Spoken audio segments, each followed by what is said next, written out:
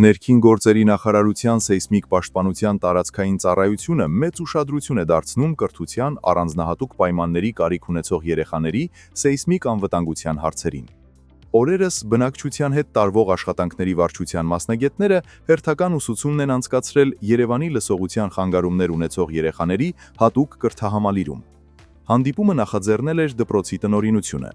Դասախոսությանը հաջորդել է տարահանման վարժանք։ Երրորդ հարկում գտնվող աշակերտները պատասպարվել են ապահով վայրերում, մյուսները տարահանվել շենքից։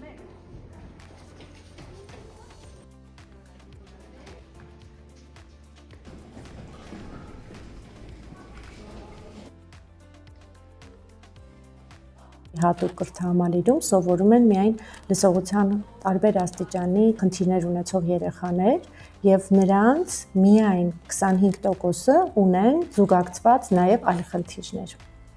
Ինչպես բոլոր ուսումնական հաստատություններում, քանի որ իրականացվում է ներառական կրթություն Հայաստանի Հանրապետությունում։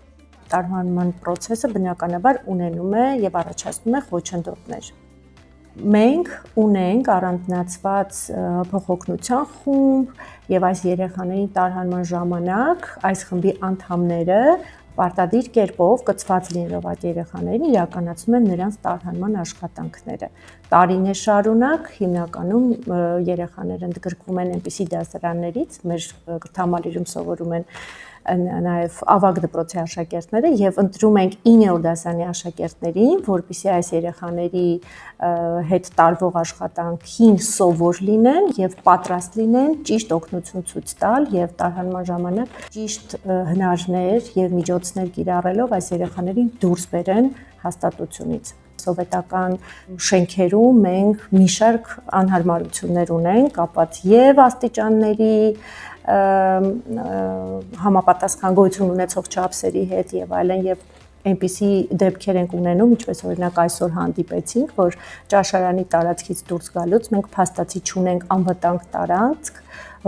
որտեղով կարող են երեխաները անվտանգ տեղափոխվել դեպի ազատ գոտի։ Եվ պարտադիր կերպով վերանորոգման աշխատանքների ժամանակ այս բոլոր կանոնները հաշվի են առնում, այս բոլոր խոչընդոտները եւ խնդիրները, որպեսզի հետագայում մենք խուսափենք բոլոր նմանատիպ դժվարություններից։